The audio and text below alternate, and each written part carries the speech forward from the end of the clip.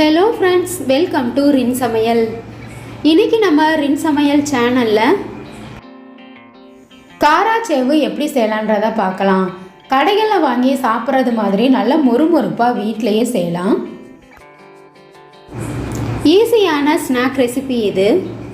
ரின் சமையல் சேனலை சப்ஸ்கிரைப் பண்ணிக்கோங்க. பக்கத்தில் இருக்க ஆளுன்ற பெல் ஐக்கானை கிளிக் பண்ணி வச்சுக்கிட்டிங்கன்னா நான் போடுற வீடியோ உடனே உங்களுக்கு நோட்டிஃபிகேஷனில் வந்துடும். காராச்சேவு செய்கிறதுக்காக 1 கப் அளவு கடலை மாவு எடுத்திருக்கேன். ஒரு மிக்சிங் பவுலில் சேர்த்துக்கலாம். மாவளந்த கப்பில் 1/4 கப் அளவு அரிசி மாவு சேர்த்துக்கணும். நான் வீட்டில் அரைச்ச அரிசி மாவு தான் சேர்க்குறேன். இது கூட காரத்துக்காக 1 ஸ்பூன் அளவு மிளகாய்த்தூள் சேர்த்துக்கணும். காரம் உங்களுக்கு எந்தளவு அதிகமாக தேவையோ அதுக்கு தகுந்த மாதிரி சேர்த்துக்கோங்க. தேவையான அளவு உப்பு, சீரகம் 1/2 ஸ்பூன். சீரகத்தை 1 பாதியமாக தட்டிட்டு சேர்த்துக்கலாம். அப்படி இல்லைனா முழுசாக கூட சேர்த்துக்கலாம். நான் இன்னைக்கு இந்த மாதிரி 1 பாதியமாக தட்டிட்டு சேர்த்துக்கிறேன். பெருங்காயத்தூள் 1/4 ஸ்பூன்.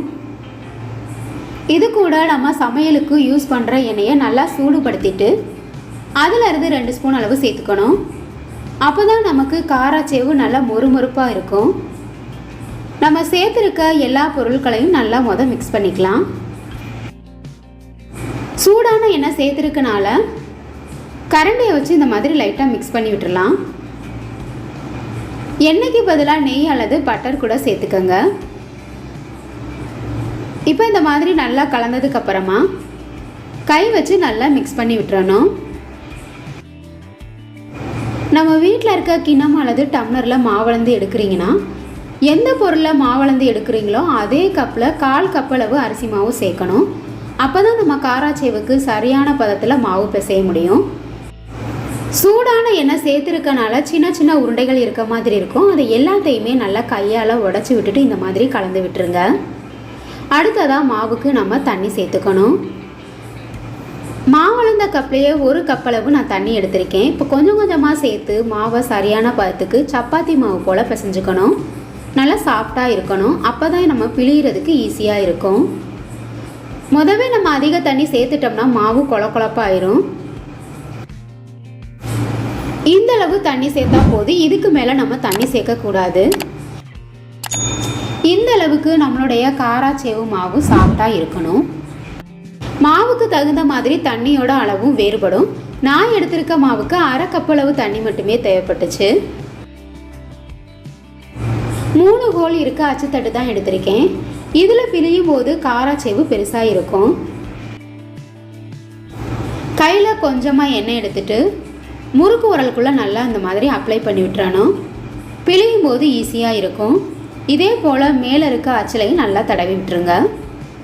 நம்ம பிசைஞ்சு வச்சுருக்க மாவில் முறுக்கு உரலுக்கு எந்த அளவு மாவு தேவையோ அதுக்கு தகுந்த மாதிரி கொஞ்சமாக இந்த மாதிரி உருட்டி எடுத்துக்கணும்.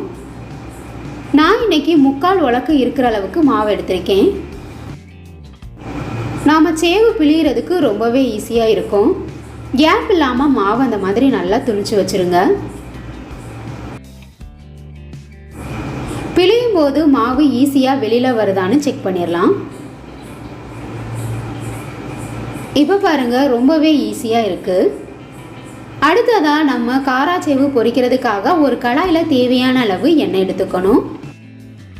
கடையில் கிடைக்கிற காராச்சேவு மாதிரி சின்ன சின்ன பீஸாக தான் நான் கட் பண்ணி போட போகிறேன். அதுக்கு இந்த மாதிரி லைட்டாக பிழிஞ்சிட்டு கட் பண்ணி எண்ணெயில் போட்டுறணும். அப்போ தான் நமக்கு கடைகளில் வாங்குறது மாதிரி குச்சி குச்சியாக காராச்சேவு கிடைக்கும். இதே போல் கடாயில் இருக்க எண்ணெய்க்கு தகுந்த மாதிரி நம்ம காராச்சேவுகளை பிழிஞ்சு விட்டுறலாம்.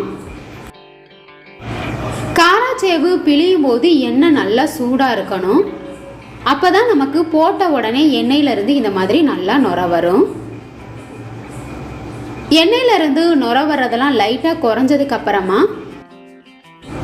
நல்லா இந்த மாதிரி கலந்து விட்டுறணும். அப்பப்போ இந்த மாதிரி கலந்து விட்டால் தான் காராச்சேவு எல்லாம் ஒரே மாதிரி வேகும். கலரும் ஒரே மாதிரி சேஞ்ச் ஆகும். எண்ணெயிலிருந்து நுர வர்றதெல்லாம் நல்லா குறைஞ்சதுக்கு அப்புறமா தான் நம்ம காராச்சேவை வெளியில் எடுக்கணும். இப்போ பாருங்கள், நமக்கு சூப்பராக காராச்சேவு ரெடி ஆயிடுச்சு. கடைகளில் வாங்கி சாப்பிட்ற மாதிரி காராச்சேவு வீட்டிலையே ரெடி ஆயிருச்சு. அடுத்ததாக நம்ம ஒரு பெரிய முறுக்கு போல் சுட்டுக்கலாம். இந்த மாதிரி சுட்டுட்டு அதுக்கப்புறமா நம்ம உடச்சிக்கலாம். சின்ன சின்ன காராச்சேவாக நமக்கு கிடைக்கும். இது ரொம்பவே ஈஸியான மெத்தடு. இந்த மாதிரி பெரிய முறுக்கு போல் சுட்டுட்டு அதுக்கப்புறமா நம்ம சின்ன சின்ன பீஸாக உடச்சிக்கலாம். எண்ணெயிலேருந்து நுர வரதெல்லாம் லைட்டாக குறைஞ்சதுக்கப்புறமா அப்பப்போ திருப்பி போட்டு நல்லா பொரிச்சு எடுத்துக்கணும். ஈஸியான டீ டைம் ஸ்நாக் ரெசிபியான இந்த காராச்சேவை நீங்களும் ட்ரை பண்ணி பாருங்கள். வீடியோ பிடிச்சிருந்ததுன்னா ரிங் சமையல் சேனலை சப்ஸ்கிரைப் பண்ணிக்கோங்க ஃப்ரெண்ட்ஸ். காராச்சேவு உங்களுக்கு பிடிச்சிருந்ததுன்னா மறக்காமல் ஒரு லைக் கொடுங்க ஃப்ரெண்ட்ஸ். கமெண்ட் பண்ணுங்கள், ஷேர் பண்ணுங்கள்.